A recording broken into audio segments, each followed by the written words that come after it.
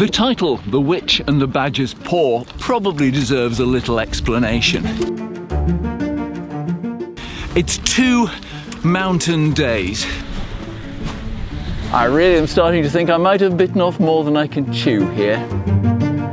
On the first, I'm going in search of a mountaintop well that is rumoured to belong to a mythical creature whose name is variously translated as witch. I should say that I don't have with me an ice axe, poles or crampons. On the second very different day, I'm doing what's probably the best bit of the Badger Divide. It's not the nose, that would be in Inverness, and it's not the tail in Glasgow, so it's around the paws. There's also a third bit, which involves a project that I'm working on. So, the witch and the badger's paw. Obvious, really.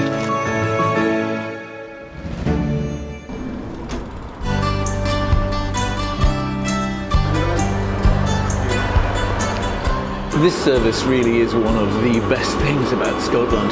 It allows you to access some wild places where there are no roads, like that.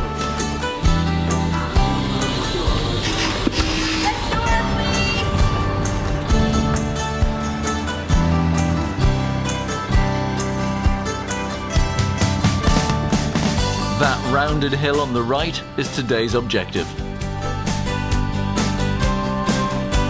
First, I've got a bag of food and clothes to drop off at Loch Ossian Eco Hostel. Scotland's second oldest youth hostel, voted TGO Reader's Hostel of the Year. It's a great place.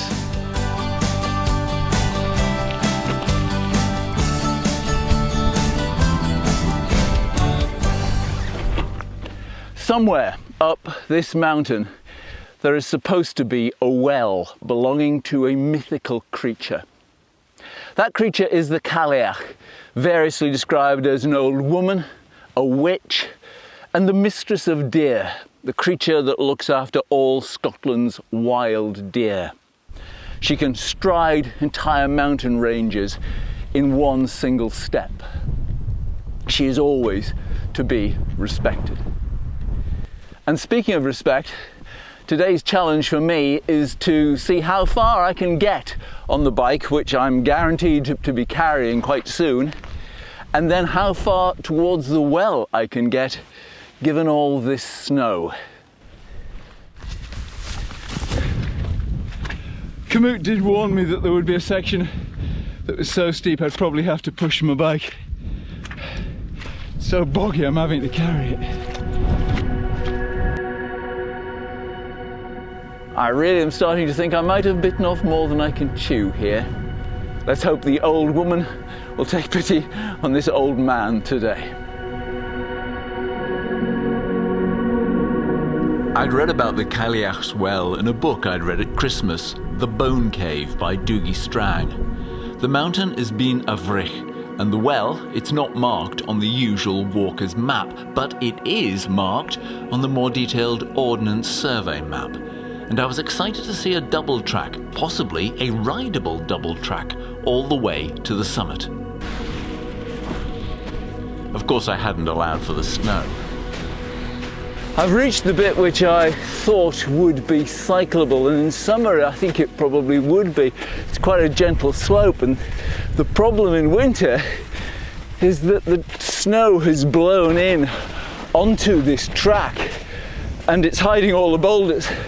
Can't see where they are, so the wheel's sinking into the soft snow and every now and again hitting a boulder, which is not good going up or going down. This mountain is one of a rim. Oh crikey, the wind. I think the Cailleach might be trying to tell me something. This mountain is one of a rim around the bowl that contains Ranach Moor.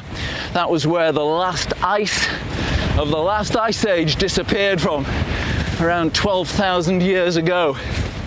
And it's still rising by millimeters every year. Before I go any further with this bike, I think I'm going to just see how it would be to descend with it. because there's no point in pushing up if I have to push back down again.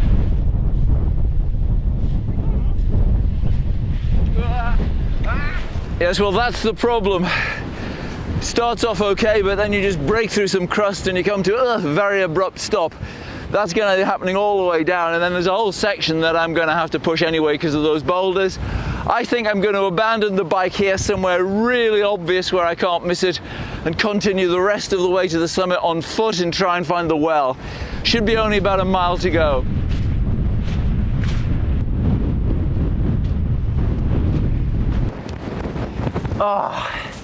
As you can probably tell, it's turning into a proper Scottish winter day, which is really good. I should say that I don't have with me an ice axe, poles or crampons, and had this snow been any firmer than it is now, my boots are sinking in fine, had it been any firmer, I would have turned back because you don't go into really slippery stuff without those tools. However, this is very manageable, if a bit noisy.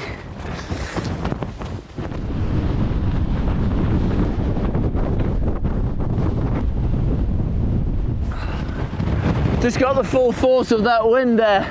Woo! Could barely stand. I also think the chances of me finding this well unfrozen, or even just finding it, are pretty slim. But I'm gonna have a go. Looking closely at the map, I headed to what's called a re-entrant, an indentation in the terrain. Listen to that. The noise of the wind has just died away. I think this could be it. Let's get out the description. It's not often I go for a ride up a mountain with a hardback book in my rucksack, but this is Dougie Strang's excellent bone cave, and this is how he describes this place when he found it. I found the Cailleach's well tucked in a hollow, hidden from above, yeah, and below. Absolutely. Even at a short distance you could walk by without noticing it. It was an oval pool, gravel-lined and clear, like a portal, with a stream I had followed pouring from the lip of it. The water tasted like stone. But you know what? As I was coming down here, my foot went through the snow, and there I saw water, and it did look like there was gravel in the bottom of it. So I'm going to say to myself, I have found the Cailleach's pool on top of Binavrich, and now I'm going to get my bike and get warm. Obscured by drifted snow, of course I couldn't see the pool. By tradition, the Cailleach doesn't clean her well until the 1st of May.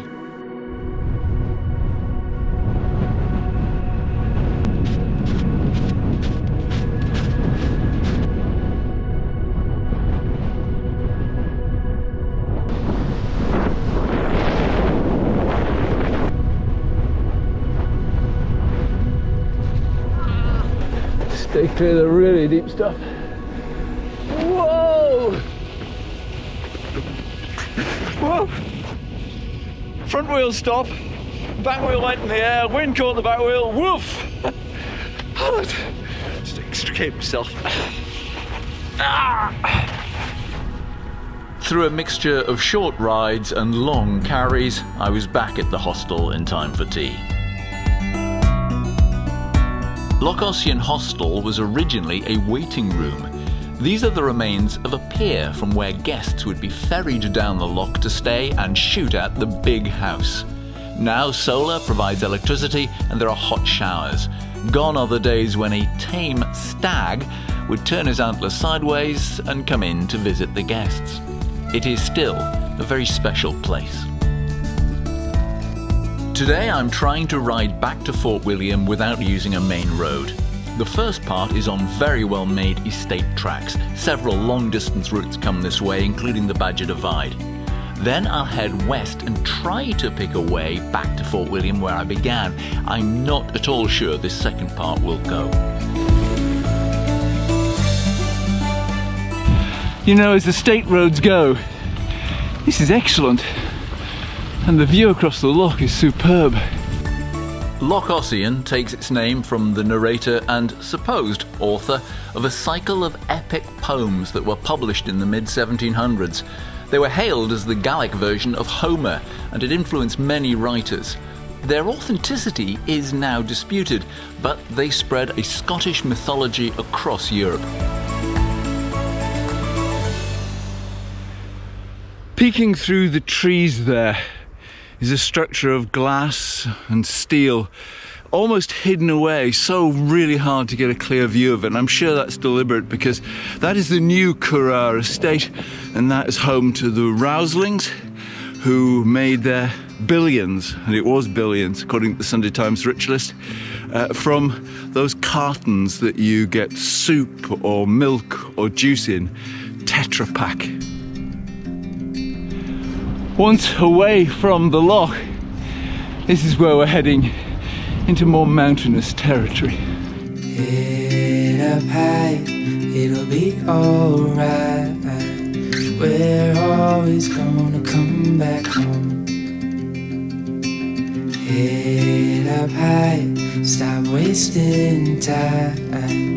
We're always gonna come back home. So come back home. The mountain scenery here is absolutely superb. I mean, it's a great road. You've seen regular cars come down here too. You don't need a four-wheel drive, so the riding is good, but the views are sensational.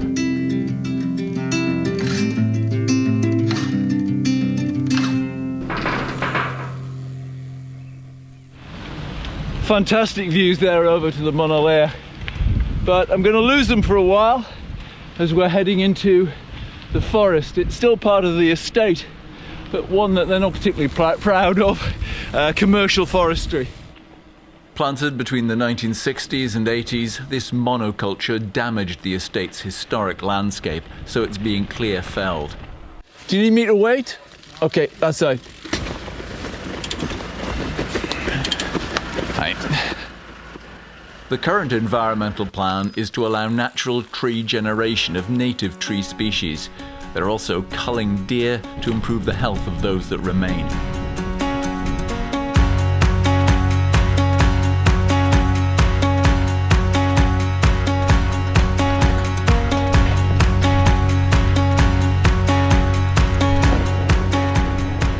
Tarmac, for the first time in this trip, starts briefly at Thursit, and now I'm trying to find a way back to Fort William.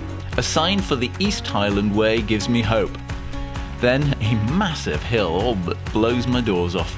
This is the steepest riding so far, but it's smooth and probably means a great downhill later. I'm trying to be positive here.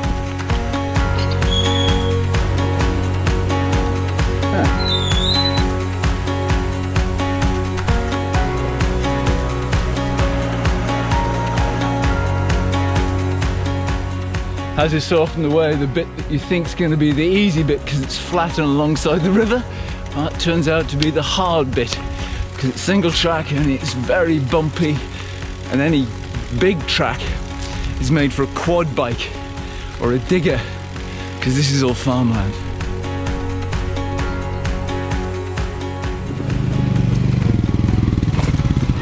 Can I get through to Fort William this way? Yeah, you can do that. I can.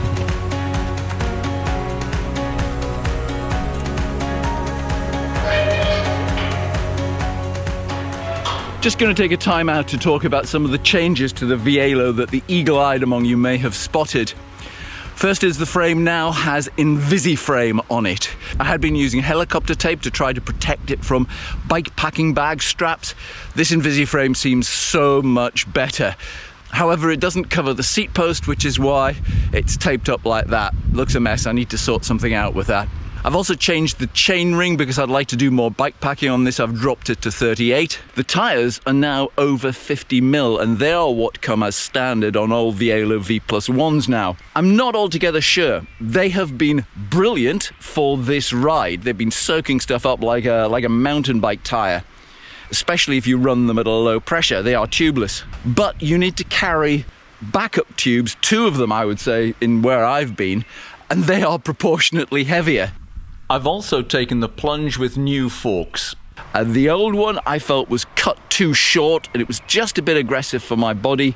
This one I've left a bit longer, about 1.5 centimeters, and honestly for longer rides it seems to be making a much bigger difference. It doesn't feel like a completely new bike, it just feels like my old bike has got a lot more comfortable.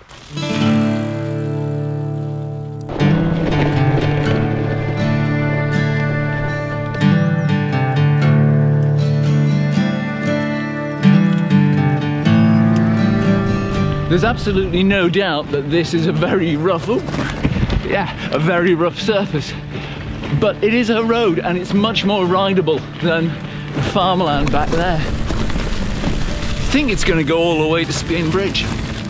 It does, and I could then take a low-level route to Fort William. Ow. Ow. Ooh. That gorse is a bit prickly. But instead I'm climbing back into the forest and heading for Nevis Range, the big mountain bike park and home to the World Championship downhill course.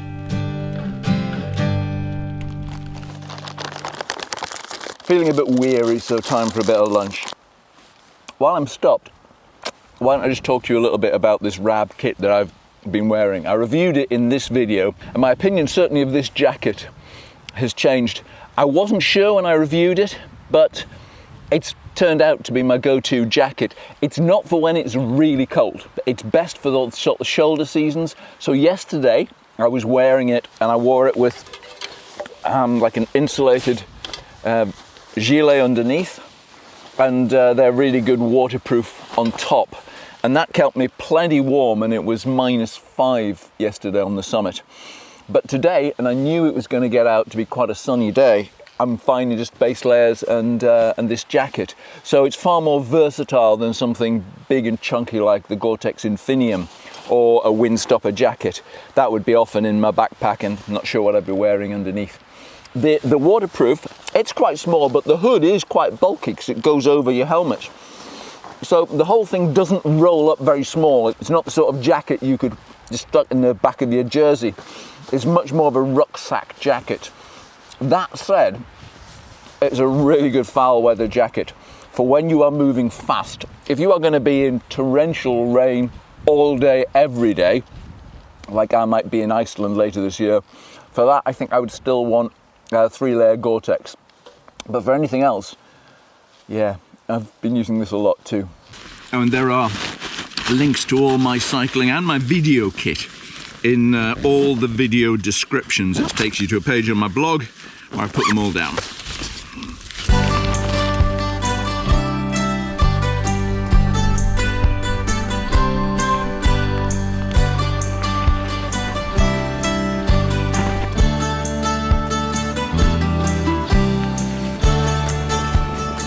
Even though it's a long time since I've been here, this actually feels like home turf.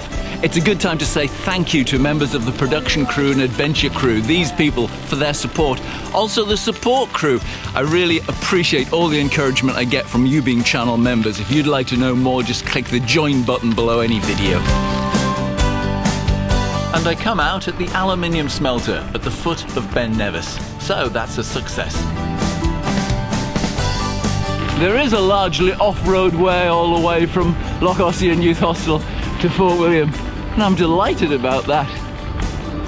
If you've enjoyed this, please give me a thumbs up, and I'll see you again next time. Goodbye.